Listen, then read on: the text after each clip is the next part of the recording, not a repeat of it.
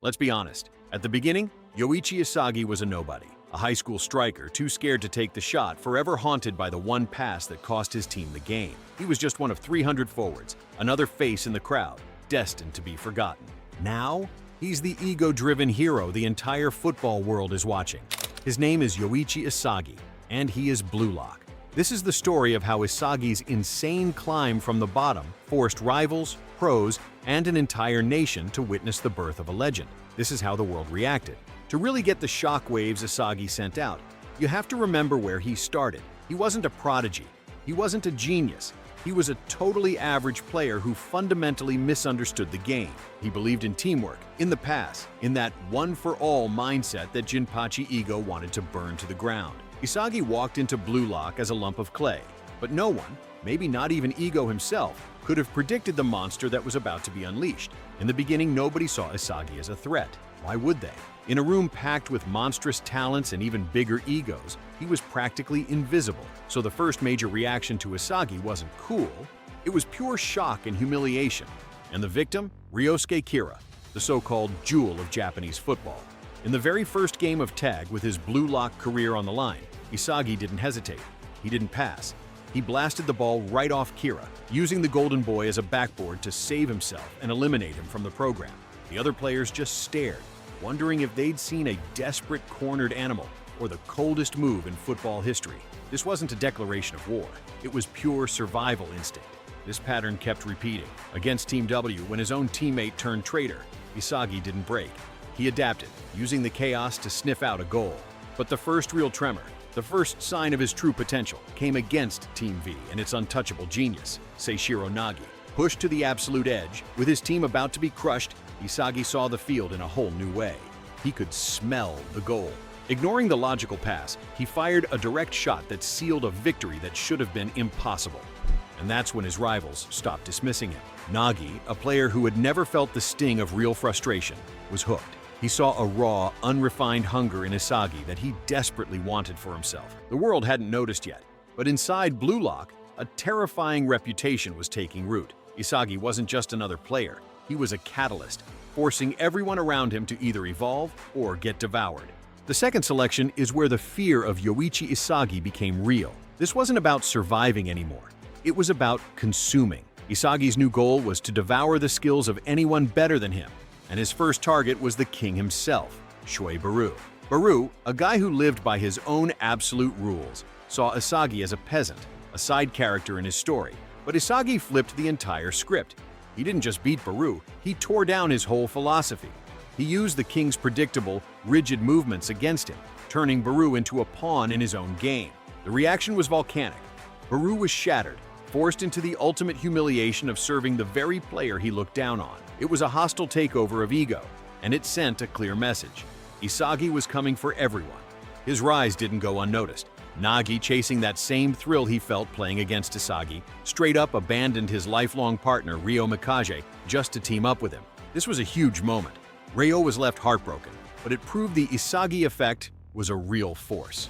Isagi's gravity was now strong enough to shatter the strongest partnerships in Blue Lock. But the most important reaction came from the #1 player, Rin Itoshi. Rin, a cold, calculating prodigy, first saw Isagi as an annoying bug who just kept getting in his way.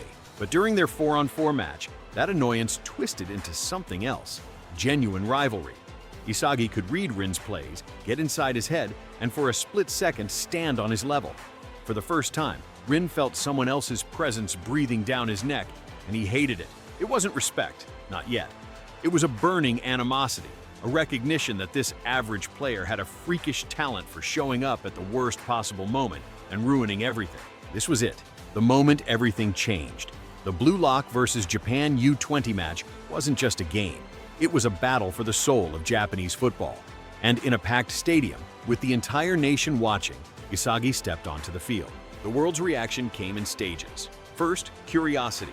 The media and the public saw Blue Lock as some bizarre, controversial experiment. They were intrigued but fully expected the established U20 team, led by the brilliant Seitoshi, to crush them. Then came the shock. As the game went on, Blue Lock's aggressive, ego-first football was unlike anything Japan had ever seen. And while players like Rin and Baru scored incredible goals, it was Isagi who was the team's brain. connecting the plays and pushing everyone forward with his insane football IQ. It all came down to the final seconds. The score was tied and the ball was in the air. The world-class prodigy Sayatoshi dismissed Isagi right to his face, claiming he didn't have the scent of a true striker. But in that instant, Isagi entered a state of pure flow. He saw the future, the one perfect spot on the field where the ball would land. He outmaneuvered everyone, including Rin, and fired a last-second game-winning direct shot. The stadium exploded. The Japan Football Union was left in stunned silence.